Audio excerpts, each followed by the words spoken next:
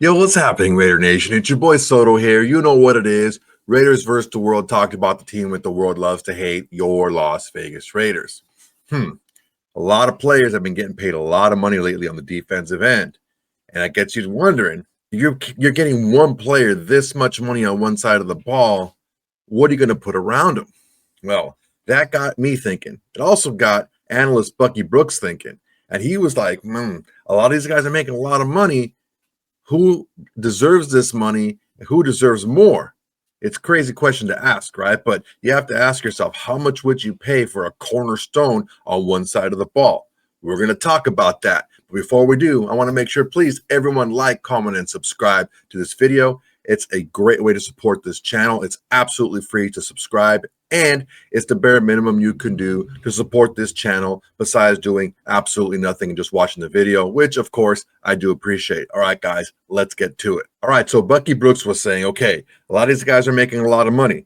First, it was, and the defensive line, the big bucks, right, was Maxx Crosby, right? He got paid a ton of money. Well, then a couple of days later, Myles Garrett got his, and we're like, whew, good thing that we did ours first, right? Because then we have to get a little bit more than Myles Garrett. Well, Danielle Hunter came in after that, and Danielle Hunter got paid more than Maxx Crosby did per season, which, whatever, it's fine. As long as Max is cool with the deal, I'm cool with the deal, everybody's cool with the deal. Well, that got Bucky Brooks thinking, who are the top players on defense that you would want to build that side of the ball around?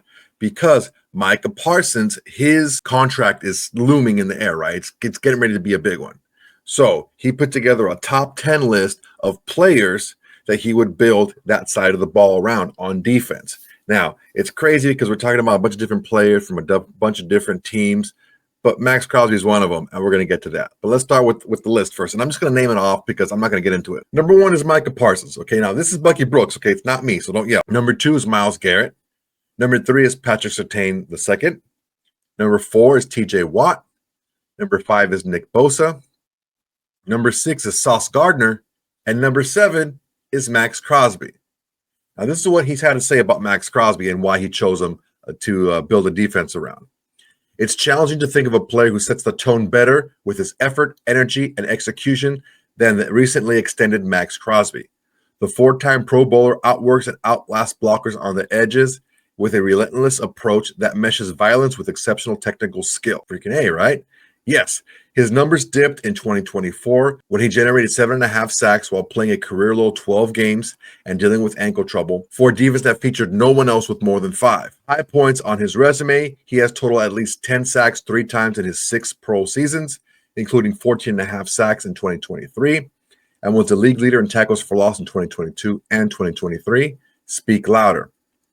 The veteran's superb production, 59.5 career sacks, reflects his dominance as a high-motor pass rusher and unstoppable one-man show for a team that has rarely played with a lead during his career. Oof. What does that mean? Well, if you don't have a lead, the other team is probably not passing a lot, not giving you a lot of opportunity to get sacks. Now, you guys know how I feel about this. I've said this before. For me, a tackle for a loss is just as good as a sack. It's a play that ends in a negative for the offense, and normally a single player is making that happen on the defense. Okay, so let's take a step back from that, okay?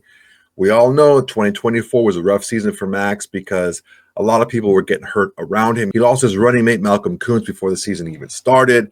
He loses Christian Wilkins. He's kind of out there by himself with a lot of other guys who are just kind of like also ran guys. And some guys were okay, but they're not in the level of the guys that we lost. So this bodes well for Maxx Crosby and the Raiders, right? You have a guy that one of the top in the NFL that you would, build a defense around.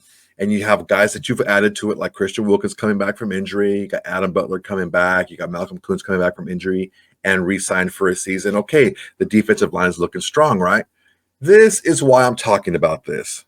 And it may be a little bit of an okie doke, but number 8 was Roquan Smith. Number 9, Dexter Lawrence. Who cares about that? Number 10 is the one that really kills me. Jaylen freaking Carter from the Eagles. This is why it hurts, okay? This is why it hurts, because I think we were all screaming during the draft, if Jaylen Carter is there, take him. Who cares? Who cares what happened? Take him. He's the best player like in the entire draft. Take him. He's the guy to take.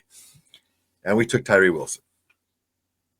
And Tyree Wilson has like 6 or 7 career sacks in his 2 seasons, and he doesn't look like he's getting any better.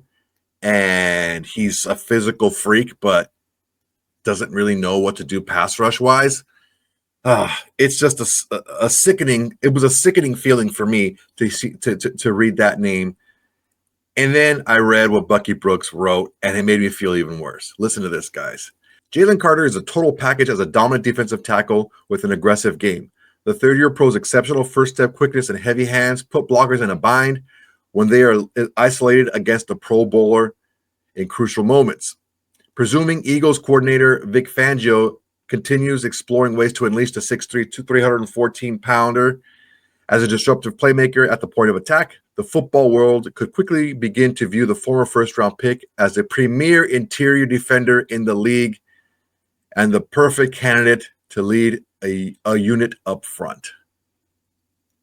Wow.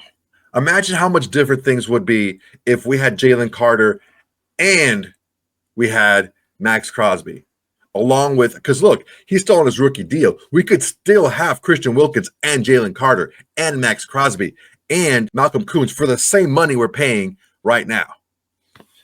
It's a bummer, man. Look, for those of you who don't know, if you've been living under a rock, just don't know because you don't follow the rest of the NFL, just follow the Raiders. I get that. But there was a huge reason why the Raiders did not select Jaylen Carter. And there was a reason why he was even available at 7 for us to take. He was involved in a car accident, and let's chronicle that right now. Now, I get it. The off-the-field concerns with the car accident was huge, especially following the Henry Ruggs accident a year or two before. But for those of you who don't know, the crash was on January 15th, 2023. Jaylen Carter was involved in a car accident with people in his car, and then also with another vehicle driven by, I believe it was a scouting assistant or something like that. She was hammered.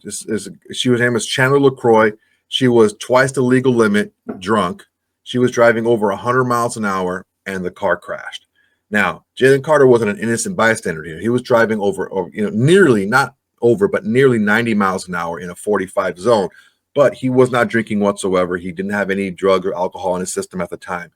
Small consolation, but still, he was pretty much racing a car that ended up crashing and killing people. Now, he ended up pleading no contest to, misdemeanor charges of reckless driving and racing. He was sentenced to 12 months probation, $1,000 fine, and 80 hours of community service. Look, it's terrible, terrible accident. Terrible. It's just a terrible set of circumstances, and my heart goes out to the families that lost loved ones in this. Let's put that aside for a second. Football-wise, you have to take a look at what happened here. You have a young player who made a simple, dumb mistake, okay? He wasn't drinking. He wasn't involved with any drugs at the time that we know. He was just being dumb. He didn't know that the person who's driving the other car was over twice the legal limit and going to drive, nearly 15 miles an hour or more faster than Jaylen Carter was driving. I'm not absolving him from the situation because he was involved in the accident, but he wasn't drunk. He wasn't driving over 100 miles an hour. That's completely different than Henry Ruggs, who had a history of driving recklessly dating back to the season before, and the Raiders didn't do anything about it, okay?